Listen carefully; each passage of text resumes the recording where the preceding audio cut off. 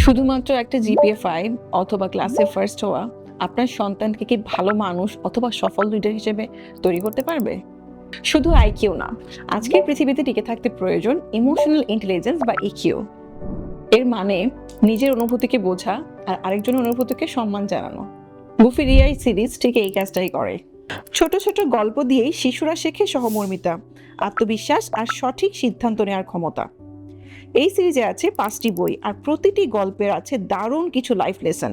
যেমন অ্যাডির অভিমানী বন্ধুরা শেখায় সহমর্মিতা, সবার প্রিয় বিয়োগ শেখায় জাজমেন্টাল না হতে, আর বুদবুদ ছাড়ানো ড্রাগন ও আত্মবিশ্বাসী টিয়া বাড়ায় আত্মবিশ্বাস।